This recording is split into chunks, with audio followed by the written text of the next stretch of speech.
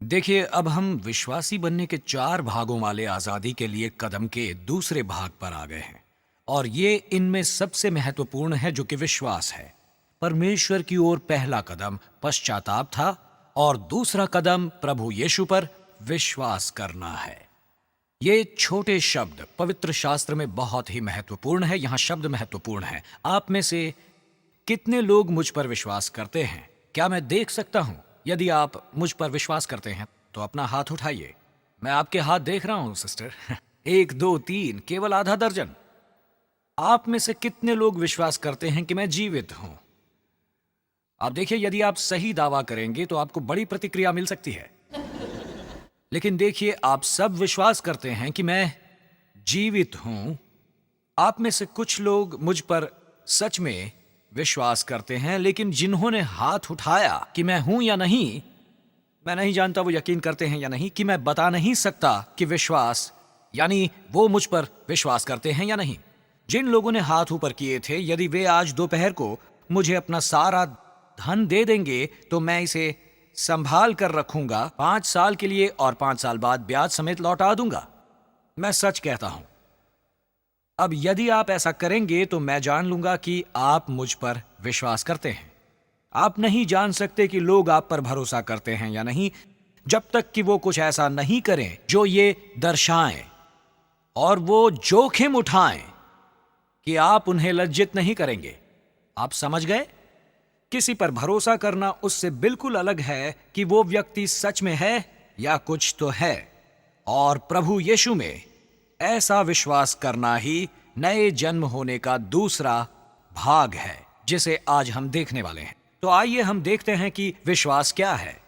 और विश्वास के बारे में हमें पहले ये कहना है कि विश्वास ऐतिहासिक है। इससे मेरा क्या मतलब है? इससे मेरा मतलब ये है कि यह आधारित है तथ्यों पर, ना कि भावनाओं पर। यह कुछ घटनाओं पर आधारित है जो घटी थीं, पर इससे कोई फर्क नहीं पड़ता कि ये कितने समय पहले घटी थी। पर हमें लगता है कि यह सच है क्योंकि इसका प्रमाण है, जैसे कि ऐतिहासिक घटनाएं। तो इसलिए नहीं कि हमें ऐसा लगता है कि ये सत्य हैं, बल्कि वो वाकई सत्य हैं क्योंकि इनका प्रमाण है, जैसे कि इतिहास में हुई अन्य घटनाएं। एक और तरह का विश्वास है जो अब हो रहा है, जिसे मैं विश्वास में विश्वास करना कहता हूं। पता नहीं आप मेरा मतलब समझे या नहीं। बहुत साल पहले हमें परेशानी हुई कि लोग अपना विश्वास महसूस करने में रखते थे और उन्होंने केवल महसूस किया कि वे कभी न कभी विश्वास करते हैं। यानी रविवार रात को वो विश्वास करते थे, पर सोमवार सुबह उनका विश्वास नहीं था। लेकिन वास्तविकता में इन दोनों के बीच कुछ भी नहीं बदला था। लेकिन आजकल बहुत से लोग विश्वास में यकीन करते हैं। इससे कोई फर्क नहीं पड़ता कि आप किस पर यकीन करते हैं, जब तक कि आप इस पर यकीन करते हैं कि इसका कोई नाम नहीं।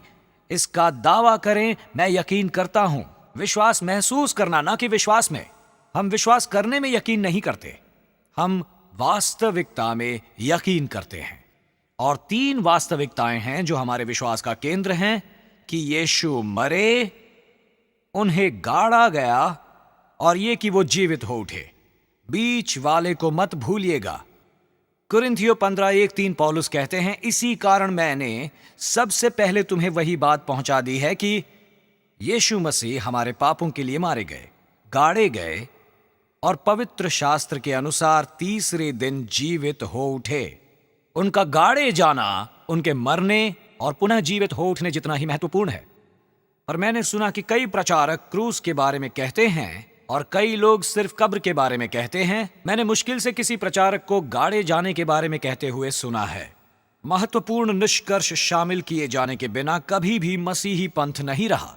पिलातुस के तहत ताड़ना से ही क्रूसित हुए और दफनाए गए, गाड़े गए।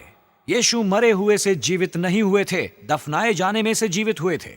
वो कब्र में से जीवित हुए थे।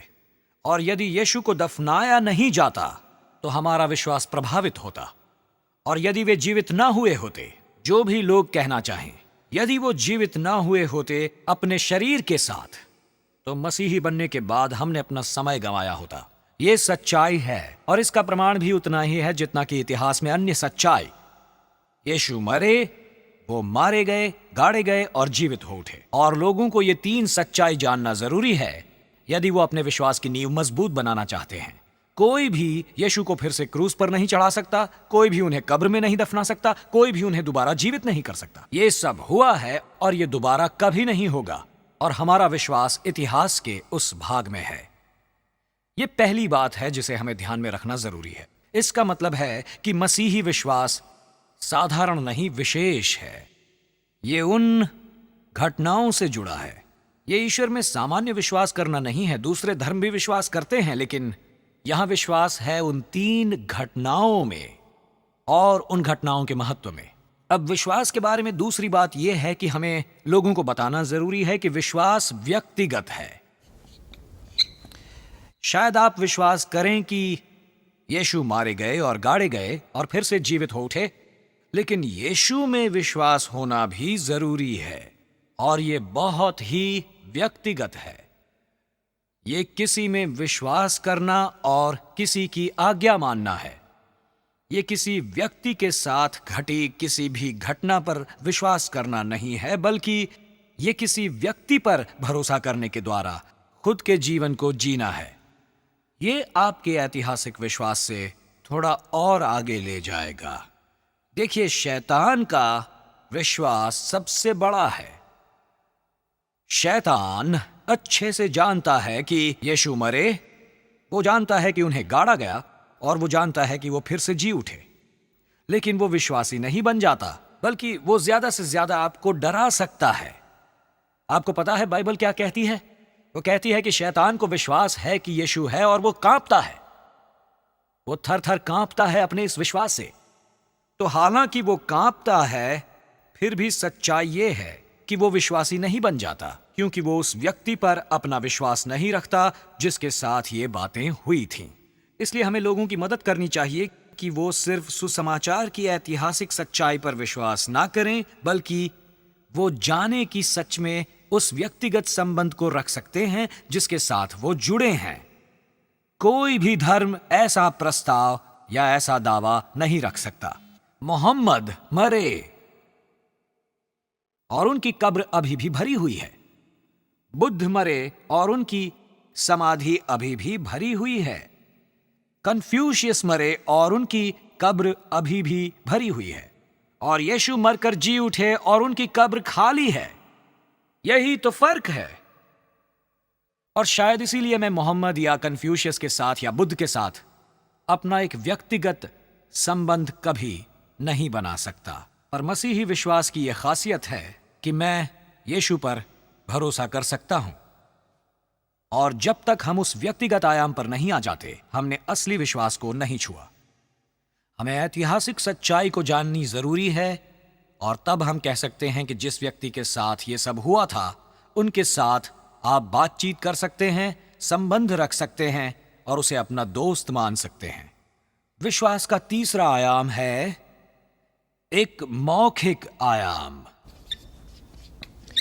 जैसे कि एक स्थिति में पश्चाताप करना शब्द बन जाते हैं, बिल्कुल उसी तरह विश्वास को शब्दों में व्यक्त करना बहुत जरूरी है। यदि आप अपने दिल में विश्वास करें और अपने मुंह से उसका अंगीकार करें, तभी आप उद्धार पाएंगे।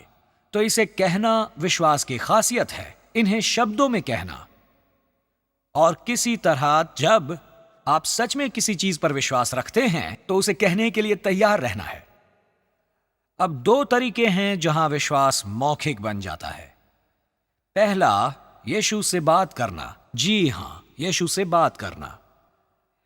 यदि आप सच में विश्वास करते हैं कि यीशु जीवित हैं, कि आप उन्हें जान सकते हैं और उनके साथ व्यक्तिगत संबंध रख सकते हैं, तो आप उनसे बात भी कर सकते हैं। इसलिए नए नियम में इस पर जोर दिया गया है कि जो कोई प्रभु का नाम लेगा वो उद्धार पाएगा, सिर्फ नाम ले लेने से। प्रभु का नाम लेना यानी अपने विश्वास को शब्दों में कहना, ये कहना, यीशु मेरी मदद कीजिए, मेरा उद्धार कीजिए, मुझे आपकी जरूरत है। यह उनसे सीधे बातचीत करना है, मेरी मदद कीजिए। तो विश्वास की पहली मौखिक अभिव्यक्ति प्रभु से बातचीत करना है, उनका नाम लेना है। और किसी व्यक्ति का नाम लेने से काफी फर्क पड़ सकता है। किसी भी व्यक्ति का केवल नाम लेने से बहुत बड़ा फर्क पड़ सकता है। मुझे याद है केम्ब्रिज की एक सभा में एक यहूदी लड़की मेरे पास आई, एक आकर्षक यहूदी लड़की, और उसने आकर मुझसे कहा, क्या आप ये कहने की कोशिश कर रहे हैं कि नासरत का यीशु अभी भी जिंदा है? मैंने कहा, तुमने बिल्कुल सही समझा, यही तो मैं कहना चाहता था। तो उसने कहा, तब अवश्य ही वो हमारे मसीहा हैं। मुझे हमारे शब्द अच्छा लगा, ना कि आपके, बल्कि हमारे। यही तो यहूदी की पहचान है। यदि वो हैं तो वो हमारे मसीहा हैं। मैंने कहा, यह बिल्कुल सच है। उसने पूछा, मैं कैसे पता कर सकती हूं कि वो जीवित हैं? मैंने कहा, आप इसी वक्त उनसे बातचीत करने की कोशिश कर सकती हैं।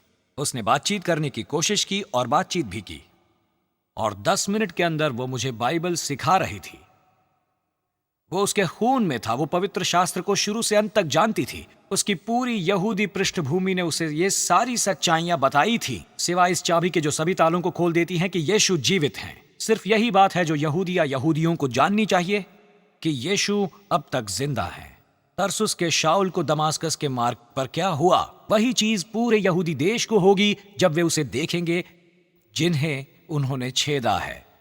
लेकिन उसने उनसे बात की और उसने पाया वो प्रभु का नाम ले रही थी। वो किसी से बात करते हुए अपने विश्वास का अभ्यास कर रही थी। वो यीशु से बात कर रही थी। यदि आप विश्वास करेंगे कि वो जीवित हैं, और ये कि आप जान सकते हैं कि उनके साथ संबंध बना सकते हैं और आप उनका नाम भी पुकार सकते हैं और कह सकते हैं, यीशु मेरी मदद कीजिए। यदि आप वहां हैं तो प्लीज मेरी मदद कीजिए। ज्यादातर लोग अपने विश्वास का अभ्यास मौखिक रूप से ही इस तरह शुरू करते हैं, लेकिन इसका एक और पहलू है, और वो है यीशु के बारे में बोलना। सबसे अच्छी बात जिस पर आप यकीन भी करेंगे वो ये कि वो यीशु पर विश्वास करते थे। किसी तरह से ये उनके विश्वास को मजबूत करता है। वो अविश्वासियों के सामने अपने मुंह से अंगीकार करते हैं। एक विश्वासी के पास जाकर कहना, क्या आप जानते हैं कि मैं यीशु पर विश्वास करता हूं, मैं यीशु का पुरुष हूं, मैं यीशु की महिला हूं, हम यीशु के हैं। तो अपने विश्वास को आप 2 तरीकों से बता सकते हैं, जिनमें पहला है यीशु से बात करना और दूसरा उनके बारे में बात करना। यीशु ने कहा, जो कोई मनुष्य के सामने मुझे मान लेगा उसे मैं भी अपने स्वर्गीय पिता के सामने मान लूंगा, पर जो कोई मनुष्य के सामने मेरा इनकार करेगा उसे मानने से मैं भी अपने स्वर्गीय पिता के सामने इनकार करूंगा। तो यदि आप यीशु में विश्वास करने का दावा करते हैं और आपको शर्म भी आती है तो आपका विश्वास थोड़ा कमजोर है। लेकिन जब आप ऐसा कहते हैं, आप में से कितने लोगों ने पाया है कि जब यीशु के बारे में आप बोलते हैं तो आपका विश्वास और मजबूत होता है? मैं सही हूं ना? क्योंकि ये विश्वास का आयाम है जो शब्दों से बाहर आ रहा है। और अब चौथा आयाम विश्वास का। विश्वास बहुत ही व्यावहारिक है। ये वो है जो आप करते हैं। तो ये वो नहीं है जिसे आप सिर्फ सोचते हैं या आप कहते हैं, जैसे कि पश्चाताप उससे शुरू होता है कि आप जो सोचते हैं और आगे बढ़ते हैं और आप फिर वो कार्य करने की ओर बढ़ते हैं। विचार या कार्य, विश्वास भी वही है। हम सुसमाचार के बारे में सोचते हैं, फिर वो शब्द बन जाते हैं, लेकिन उन्हें कार्य भी बनना होगा। अब याकूब अध्याय 2 नए नियम का सबसे महत्वपूर्ण अध्याय है, जो कहता है कर्म बिना विश्वास मरा हुआ है। वो विश्वास मृत है जो बचा नहीं सकता। और लोगों को अक्सर लगता है कि मार्टिन ल्यूथर किंग ने सोचा कि याकूब और पौलुस एक दूसरे का विरोध कर रहे थे। पौलुस कहते हैं विश्वास कर्म बिना मरा हुआ है और वो बचा नहीं सकता, और याकूब कहता है कर्म बिना विश्वास मरा हुआ है और वो बचा नहीं सकता। वो मुर्दा घर में रखे शव की तरह होता है। अब कौन सही है, पौलुस या याकूब? जवाब है दोनों ही सही हैं। वो लोग कर्म शब्द का उपयोग अलग अलग तरीके से कर रहे हैं। जब पौलुस ने कार्य कहा तो इसका अर्थ है प्रभु के कार्य, अच्छे कार्य, जबकि याकूब विश्वास के कार्यों के बारे में कह रहा है, और ये एक अलग चीज है, बिल्कुल अलग। कर्म शब्द जो कि हमें विक्षेपित कर रहा है, और मुझे न्यू इंटरनेशनल संस्करण पसंद है, कुछ लोग इसे अचूक संस्करण भी कहते हैं, NIV। मुझे इसमें कर्म के बजाय कार्य शब्द का प्रयोग अच्छा लगता है, जबकि याकूब का विश्वास बिना कर्म के मरा हुआ है। यदि आप सच में किसी पर विश्वास करते हैं तो आप इसे कार्यों द्वारा दिखाएंगे। अब मेरी पत्नी ने इसे दिखाया जब मैं न्यूजीलैंड में एक हवाई जहाज चला रहा था और मुझे अचरज में डालते हुए वो बड़ी शांति से बैठी थी। जब मैं जहाज उड़ा रहा था तब उसने मुझ पर विश्वास किया। उसने पैराशूट नहीं पहना और कूदने के निकास द्वार पर नहीं पहुंची। मुझे लगता है कि उसे एक और दहला देने वाला हादसा मिला। ड्राइविंग करते समय यदि आप मेरी कार में आएंगे तो ये एक विश्वास भरा कार्य होगा। 2 लोग हैं, मुझे पता है किसी भी हालत में मैं उनका नाम नहीं लूंगा, पर मैं उनकी गाड़ी में नहीं बैठूंगा। मुझे उन पर भरोसा नहीं है और मुझे उन पर विश्वास नहीं है, और कुछ लोग उनमें से किसी को जानते होंगे, इसलिए मैं उनका नाम नहीं लूंगा। लेकिन यदि आप किसी पर विश्वास करते हैं तो आप वो दर्शाते हैं। आप डॉक्टर पर विश्वास करते हैं जब आप अपना जीवन एक सर्जन के हाथ में दे देते हैं और कागजात पर हस्ताक्षर करते हैं।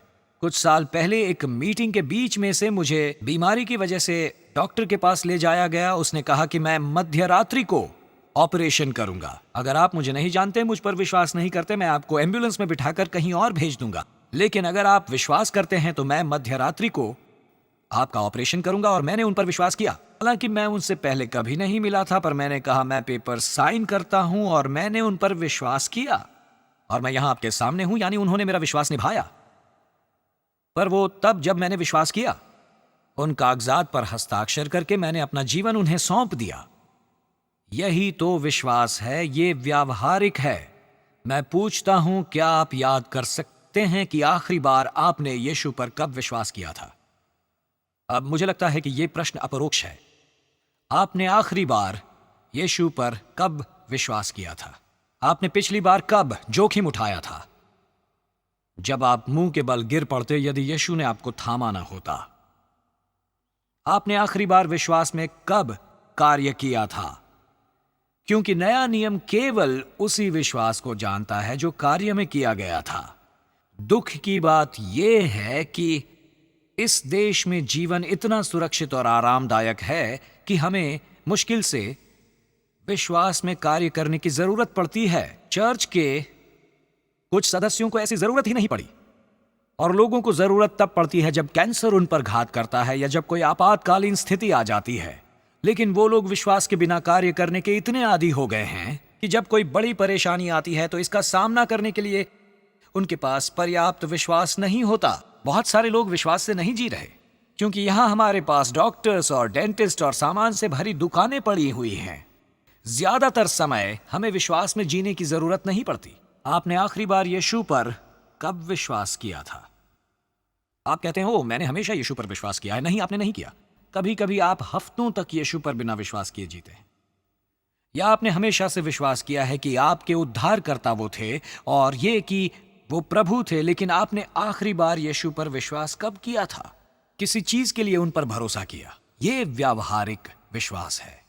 हम अपने 3 बच्चों के साथ विश्वास नाम का खेल खेलते थे, और मैं उन्हें देख सकता था कि वो 5 सीढ़ियों पर एक कतार में खड़े होते थे, और मैं अपने हाथ ऐसे किए हुए वहां नीचे खड़ा रहता था जमीन पर, और वो कहते थे, डैडी हम कूदे तो क्या आप हमें पकड़ लेंगे? मैं कहता था शायद, या शायद नहीं।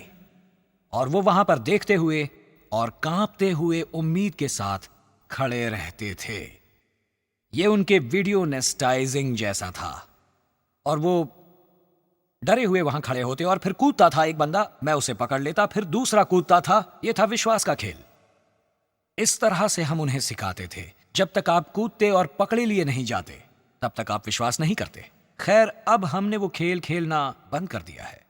कुछ सालों से नहीं खेला, स्वास्थ्य की वजह से, मेरे स्वास्थ्य के कारण। अब वो कदमे मुझसे बड़े हो चुके हैं, इसलिए हम नहीं खेलते। जो भी हो, पर वो खेल उन्हें पसंद था।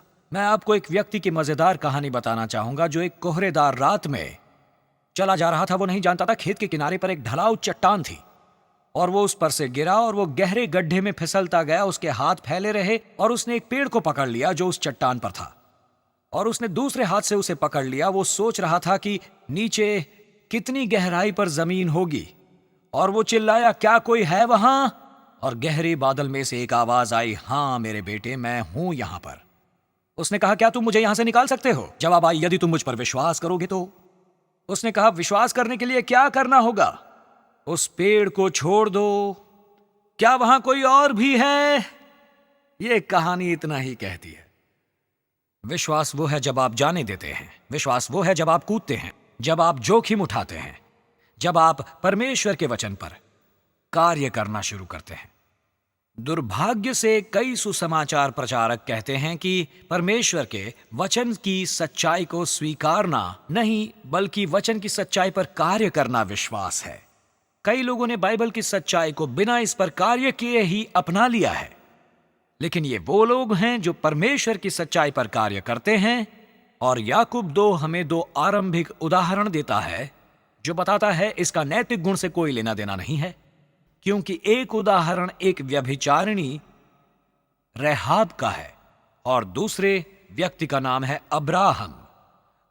और वो व्यभिचारिणी रहब जो यीशु के वंशज बनी, उसने विश्वास दिखाया था जब उसने यरीहो में गुप्तचरों को छिपाया था और शहर से बाहर उन्हें सुरक्षित पहुंचाया था।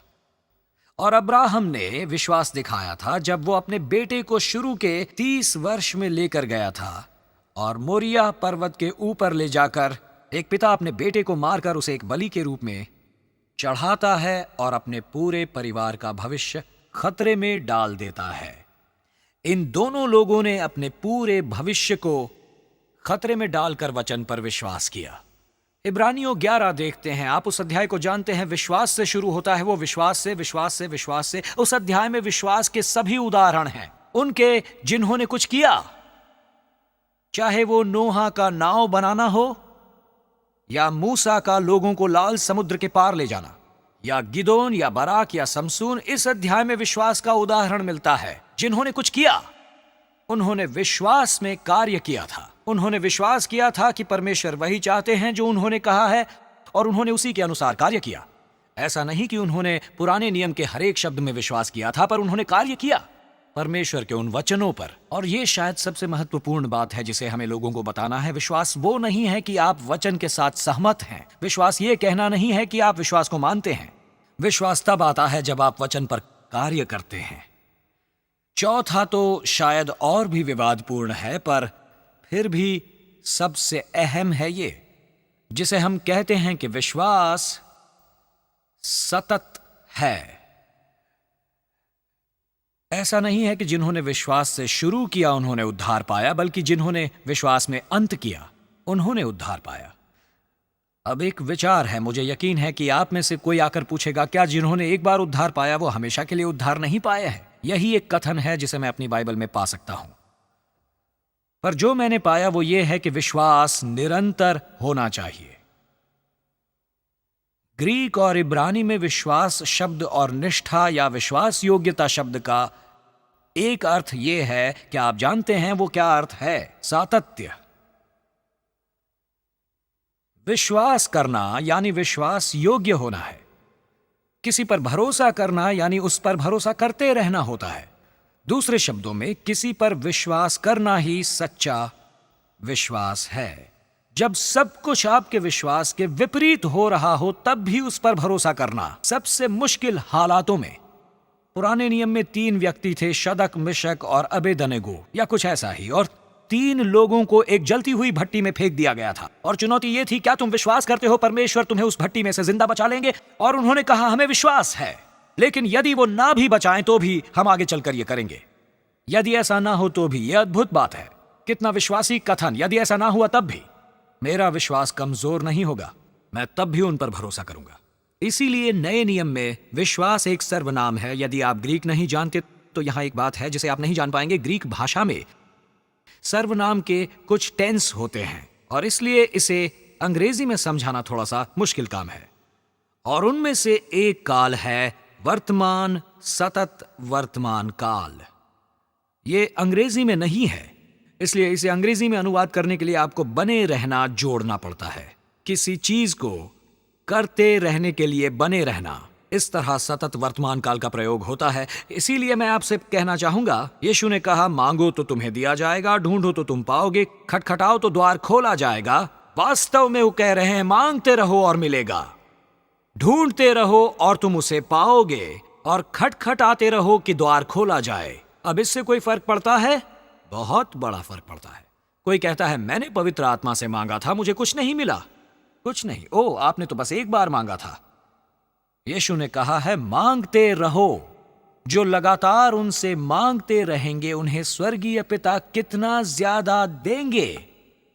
फिर से यहां पर वर्तमान सतत काल है। अब एक वचन सुनिए जिसे आप अच्छे से जानते हैं। इसे अच्छे से अनुवादित किया गया है। क्योंकि परमेश्वर ने जगत से ऐसा प्रेम रखा कि उसने अपना इकलौता पुत्र दे दिया, ताकि जो कोई उस पर विश्वास करे वो नाश ना हो परंतु अनंत जीवन पाए। क्या यह वचन आपके लिए अचानक से बदल गया है? ऐसा होना तो चाहिए था। जो कोई सतत विश्वास करता रहेगा, यह एक पल भर का विश्वास नहीं है, यह जीवन भर का विश्वास है जो बचाता है। मेरा कल का विश्वास मुझे आज नहीं बचाएगा, मेरा आज का विश्वास मुझे कल नहीं बचाएगा। उद्धार की तरह विश्वास भी एक सतत चीज है और इसमें लगातार विश्वास बनाए रखना एक तत्व है, अहम तत्व, विश्वास बनाए रखने का। बाइबल उनकी बात करता है जो विश्वास में डगमगा गए थे, जिन्होंने इसे बनाए नहीं रखा था। और ये चेतावनी बहुत ही दृढ़ हैं और बहुत ही गंभीर हैं और बहुत ही स्पष्ट हैं। जीवन के मध्य में पौलुस ने दमाकस के मार्ग में विश्वास पर यकीन नहीं किया था। उसने कहा था, मैं जो जीवित हूं तो केवल उस विश्वास से जीवित हूं। और जब वो सांसारिक तीर्थ के अंत में पहुंचा तो उसने ऐसा नहीं कहा, धन्यवाद ईश्वर, मेरा सांसारिक तीर्थ दमाकस के मार्ग में पूरा हुआ। उसने कहा, मैं कुश्ती लड़ चुका हूं, अपने विश्वास की रखवाली की है। इब्रानियों 11 में एक वचन है जो मेरा पसंदीदा है। मूसा और नोहा और विश्वास के सभी आदर्शों को बताने के बाद यह कहता है, ये सब विश्वास की दशा में अब भी जीवित हैं जबकि वे मर गए थे। क्या एक शानदार वचन नहीं है? ये विश्वास की दशा में अब भी जीवित हैं जबकि वो मर गए हैं। और इसीलिए वो कहता है, तुम विश्वास के कर्ता और सिद्ध करने वाले यीशु की ओर ताकते रहो जो तुम्हारे विश्वास के कर्ता हैं। सिद्ध करने वाले और कर्ता, हमारे विश्वास के कर्ता और सिद्ध करने वाले वही हैं। जारी रखिए, विश्वास बनाए रखिए। विश्वास में जीने के बाद विश्वास में मर जाइए। अब हमें इसे बताना है क्योंकि बहुत से लोग सोचते हैं कि बस विश्वास के एक पल में ही आपको महिमा और अपनी वो टिकट मिल जाएगी। पर यह विश्वास जीवन का है, क्योंकि यीशु आपको हर दिन पापों से बचाना चाहता है। और ये आज का विश्वास है जो मुझे बचाता है, आज बचाता है। अब इसका एक और प्रमाण है। हबक्कुक अध्याय 2 वचन 4 एक मुख्य कथन है, धर्मी विश्वास से जीवित रहेगा। यह भविष्यवाणी के सुधार का मैग्ना कार्टा बन गया है। आइए वापस हबक्कुक पर चलते हैं। हबक्कुक परमेश्वर से विवाद कर रहा था। उसने कहा, परमेश्वर, आप यरूशलेम में बुराई के बारे में कुछ नहीं कर रहे, आप अपने लोगों की बुराई के बारे में कुछ नहीं कर रहे। और फिर परमेश्वर ने कहा, मैं कुछ करने जा रहा हूं, मैं यरूशलेम का नाश करने और अपने लोगों की बुराई का नाश करने के लिए बेबीलोनिया वासियों को ला रहा हूं। तब हबक्कुक ने विपरीत दृष्टिकोण से विवाद किया। उसने कहा, प्रभु, आप इन सभी का नाश नहीं करेंगे। यदि बेबीलोन वासी यहां आएंगे तो कोई नहीं बचेगा, वो सभी को मार डालेंगे। इनमें कुछ अच्छे लोग भी हैं, निश्चित ही आप बुरे लोगों के साथ धर्मी जन को नहीं मारेंगे। और परमेश्वर ने कहा, हबक्कुक, धर्मी विश्वास से जीवित होगा। और पुराने नियम में विश्वास शब्द 3 बार आता है और हर बार इसका मतलब विश्वास योग्यता रहा है। हमेशा इसका मतलब किसी पर भरोसा करते रहना रहा है। इसका प्रयोग शादी में किया जाता है, जो कि साथ रहना है। और परमेश्वर हबक्कुक से क्या कहते हैं? जब बेबीलोन वासी आएंगे तो जो मुझ पर भरोसा करते रहेंगे उनका नाश ना होगा। और ये छोटा सा कथन धर्मी विश्वास बनाए रखकर जीवित रहेगा, जो कि नए नियम के 3 लेखकों द्वारा प्रयोग किए गए शब्द का अनुवाद है। वो हबक्कुक का उदाहरण देते हैं और वो जब भी इस पर जोर देते हैं तो उनके कथन का मुद्दा विश्वास की निरंतरता पर ही रहता है। पौलुस को सुनिए, वो कहता है, मैं सुसमाचार से नहीं लजाता, इसलिए उद्धार के निमित्त परमेश्वर की सामर्थ्य हर एक विश्वास करते रहने वाले के लिए है, वर्तमान अपूर्ण काल, क्योंकि विश्वास शुरू से अंत तक होना चाहिए। जैसा लिखा है कि विश्वास से धर्मी जन जीवित रहेगा। सुना आपने, शुरू से अंत तक का विश्वास।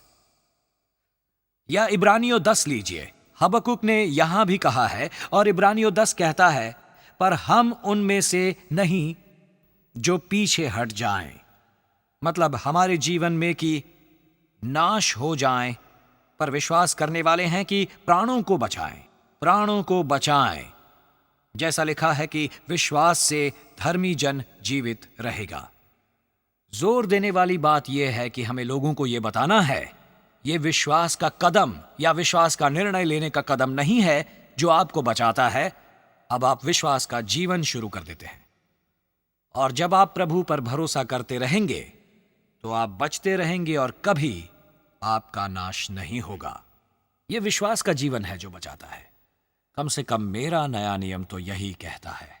सभी इस तरह के कथनों का ये एक ही निष्कर्ष है, जो अंत तक धीरज धरे रहेगा उसी का उद्धार होगा। जो पौलुस के गंभीर चेतावनी का बोध करता है, तुम अन्य जातियां घमंड मत करो, क्योंकि यदि तुम परमेश्वर की भलाई में बने रहना नहीं चाहते, तुम्हें अलग कर दिया जाएगा।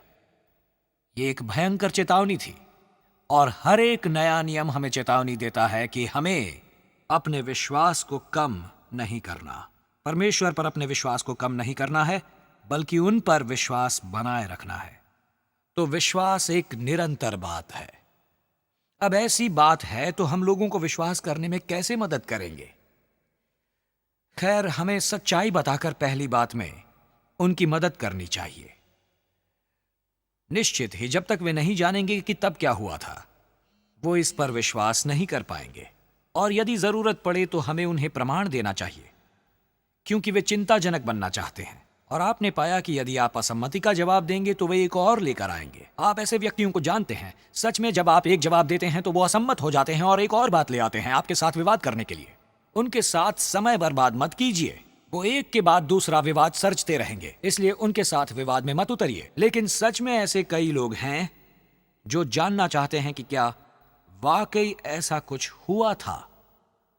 क्या प्रमाण है कि हम कहते हैं कि यीशु मरे से जी उठे? अब हमारा कर्तव्य है कि हम में जो आशा है उसका कारण बताएं। और मैंने एक किताब को सबसे ज्यादा मददगार पाया है ऐसा करने में, जो है जॉश मैकडॉवेल द्वारा लिखी गई evidence that demands a verdict. मैंने ऐसी कठोर किताब आज तक नहीं पढ़ी। सच्चाई के लिए ठोस प्रमाण, जैसा कि ये सुसमाचार है, एक तथ्यपूर्ण किताब। और मुझे नहीं पता कि इस तरह की किताब कोई कैसे पढ़ने के बाद सुसमाचार की ऐतिहासिक सच्चाई पर यकीन नहीं करेगा, जिस पर हमारा विश्वास आधारित है। लोगों की मदद करना हमारा कर्तव्य है। शायद उन्होंने मसीहियत के बारे में हर तरह की बातें सुन रखी हैं जो कि सच नहीं हैं, इसलिए सच्चाई के आधार पर हमें उनके प्रश्नों का जवाब देना है। व्यक्तिगत रूप से उनकी मदद करनी है हमें सुसमाचार को देखने और सुनने में। और यहां कुछ अलग बात है जिस पर हम आ रहे हैं। 2 तरीके हैं जिससे हम उन्हें सुसमाचार दिखा सकते हैं। आपको पता है कि जब यीशु ने प्रेरितों को 2-2 करके भेजा था, तब उन्होंने बहुत सरलता से कहा था, बस तुम्हें इतना करना है, नजदीकी शहर में जाकर मरे हुए को जिलाओ, कोढ़ी को चंगा करो, बीमारों को चंगा करो, दुष्टात्माओं को निकालो और उन्हें बताओ कि स्वर्ग का राज्य आ गया है। उन्हें बस इतना ही करना था। हमें बस इतना ही करना है। आसान है। सिद्धांत यह है, पहले उन्हें दिखाओ, फिर उन्हें सुनने दो, उनकी नजर में चीजें आने दो और फिर दूसरी बात उन्हें सुनने दो। राज्य का प्रदर्शन पहले करो, फिर उसका प्रचार करो। पर पता है आपको कि हम ये कैसे करते हैं? हम सिर्फ शब्दों से ये करते हैं। हम उन्हें सुसमाचार बताते हैं, लेकिन ये नहीं बताते कि लोगों पर व्यक्तिगत रूप से ये कैसा प्रभाव डालता है। ओ, मेरा समय खत्म हो रहा है। मुझे आपको उस मीटिंग के बारे में कहने का समय भी नहीं मिला कि मेरी पत्नी एक मीटिंग में बैठी थी और प्रभु ने मुझे 1500 जवानों के सिरों में रूसी यानी डैंड्रफ का इलाज करने के लिए प्रदर्शन करने के लिए कहा। मुझे ये मूर्खता लगी। I just felt an idiot. पर मैंने उठकर कहा, मैं देखना चाहता हूं कि यीशु का नियंत्रण हर स्थिति पर है। सबसे पहले वो इसका प्रदर्शन आपके डैंड्रफ का इलाज करके दर्शाना चाहते हैं, और मैंने देखा कि उन्होंने ये कर दिखाया। बल्कि मैं इसके लिए बरसों से अपेक्षा कर रहा था और ऐसा हुआ। बाद में उसने मुझसे ऐसा कहा, उसने माना कि ऐसा हो रहा था। लेकिन प्रभु ने उस दिन शुरुआत की रूसी का इलाज करने की। उसके बाद उन्होंने एक लड़की के हाथ को ठीक किया। वो लड़की कभी अपने दाहिने हाथ का इस्तेमाल नहीं कर पाई थी। वो हमेशा बाएं हाथ का इस्तेमाल करती थी। दाएं दिमाग जिसका नियंत्रण करता है तो ये कंफ्यूजन रहता है। पर चंगे होने के बाद उसने अपने माता पिता को लिखा, मैं अपने दाएं हाथ से लिख रही हूं ये। फिर एक लड़के के साथ समाप्त किया जिसे एक कार एक्सीडेंट के कारण बाएं हाथ में लकवा हुआ था जब वो 2 साल का था, और वो उसी हाथ से पेट्रोल चलित आरी से लकड़ियां काटने की कोशिश कर रहा था जब उसका एक घुटना कट गया। वो अस्पताल दौड़े और खून देने के बाद उसका जीवन बचा लिया गया, लेकिन उसके पैर के निचले हिस्से और ऊपरी हिस्से में जॉइंट डालना पड़ा, जिसकी वजह से वो पैर छोटा हो गया। और वो युवा कैंप में बैसाखी के सहारे आया जहां उसके हाथ में लकवा हुआ था और उसका एक पैर छोटा था, एक्सीडेंट के 7 हफ्ते बाद। पर गुरुवार की दोपहर को उस युवा कैंप में वो लड़का हाथ और पैर दोनों से काम करते हुए खेल के मैदान में एक कोने से दूसरे कोने तक दौड़ा और खलिहान में वापस आया जहां वो मीटिंग चल रही थी। फिर एक घास की गठरी पर वो बैठा और उसी पर कूद कर नाचने लगा उन सभी 1500 युवाओं के लिए। उसने कहा, मैं आपको पूरी सच्चाई बताऊंगा, अगर आप हंसना चाहें तो हंस सकते हैं। उसने कहा, मैं इस कैंप में बेड पर आया था। मुझे एक रबर की शीट लानी पड़ी थी क्योंकि मैं रात को 2 बार बिस्तर गीला करता था, पर प्रभु ने मेरा इलाज कर दिया है। आप हंसना चाहें तो हंस लें। और उन सभी युवाओं ने वहां सुसमाचार देखा। उन्होंने सिर्फ सुना नहीं, उन्होंने उसका कर्म देखा, वो जो कर सकता है एक व्यक्ति के लिए। उन्हें केवल चिन्ह दिखाने की जरूरत नहीं है, बल्कि हमें उन्हें जीवन बदलने के कार्य को भी दिखाना पड़ेगा। नीचे एडोल्फ हिटलर के पीछे जो दार्शनिक था, उन्होंने एक बार कहा था, यदि मसीही ज्यादा बचाए गए दिखाई देते हैं तो मैं भी उद्धार पाना चाहूंगा। यदि उसने लोगों को बदलते हुए देखा होता तो शायद एडोल्फ हिटलर को हम ना देखते, लेकिन उसने ऐसा नहीं देखा। मोहम्मद मसीही लोगों को जानते थे, लेकिन उसने उनके जीवन में कोई बदलाव नहीं देखा, वरना कितनी सारी परेशानियां टल सकती थी। अब सुनिए, जब हम उन्हें दिखाते हैं कि किसी के जीवन में क्या बदलाव आता है, तो हम इसे व्यक्तिगत बनाते हैं। हम इसे बनाते हैं, हम उन्हें यीशु से खुद प्रार्थना करने में प्रोत्साहित करने के द्वारा यीशु से बात करने में उनकी मदद करते हैं। मैं जवानों को प्रार्थनाओं को दोहराने के लिए मना करता हूं, वो भी उन पापियों की प्रार्थना को। बेहतर होगा कि आप किसी से कहें, तुम खुद यीशु से प्रार्थना करो, और यदि तुम उनकी आवाज सुनोगे तो पाओगे कि तुम कहां हो। बस अब बहुत हो गया, अब मेरे पीछे दोहराइए, प्रभु यीशु, मैं एक पापी हूं, मैं एक पापी हूं, अब मैं तेरे पास आता हूं, मैं तेरे पास आता हूं। जी नहीं, ये प्रभु का नाम लेना नहीं हुआ। उन्हें खुद से व्यक्त करने के लिए प्रोत्साहित कीजिए। मुझे नए मसीही जन की प्रार्थना सुनना अच्छा लगता है। वो कितनी अलग होती हैं। आप नए मसीही जन से बस प्रार्थना नहीं सुनते, समझे आप? प्रभु, क्या आप बस मेरे पास आकर बस मुझे आशीष देंगे, बस मुझे चंगा करेंगे, बस उस मीटिंग के लिए बस इतनी सी बात है मेरी, बस इतनी परेशानी मेरी दूर कर दीजिए। क्या आपने बस प्रार्थनाएं सुनी हैं मसीही लोगों की? या फिर अप्रार्थना, प्रभु आज रात मैं आपके पास मांगना चाहता हूं, आशीष दीजिए। हम अपने रीत रिवाजों में कितने बंध चुके हैं। लेकिन नए मसीही जन को खुद से प्रार्थना करने दीजिए और उन्हें विश्वास का लक्ष्य रखना सिखाइए। चलो अब तुम्हारी परेशानी को लेते हैं, चलो अब वो मांगते हैं जो तुम्हें चाहिए, चलो इसके लिए एक साथ विश्वास करते हैं। और तब तुम जान जाओगे कि तुम में विश्वास है जब आप देखेंगे कि उनके छोटे से विश्वास के परिणाम मिलने शुरू हो गए हैं। यदि हम यीशु के नाम पर डैंड्रफ ठीक नहीं कर सकते तो कैंसर क्या खाक करेंगे? तो शुरू कीजिए कुछ वास्तविकता के साथ, शुरू कीजिए कुछ ऐसा जो आपके विश्वास के पहुंच में हो। अंत में हमें उनमें विश्वास करने की तीव्र इच्छा जागृत करनी है। हमें हर दिन विश्वास करने के लिए प्रोत्साहित करना है उन्हें। यीशु पर विश्वास करने के लिए नए तरीके ढूंढने के लिए उन्हें बढ़ाइए ताकि वो खुद से अपनी प्रार्थना कर सकें। मेरे 40 मिनट तो हो चुके और विश्वास पर बहुत कुछ कहना बाकी है अभी, लेकिन हमें इसे अभी छोड़ना होगा और अगली बार पानी में बपतिस्मा देने के बारे में बात करेंगे और ये नए जन्मे लोगों के साथ स्वर्गीय राज्य में प्रवेश करने के बारे में बात करेंगे।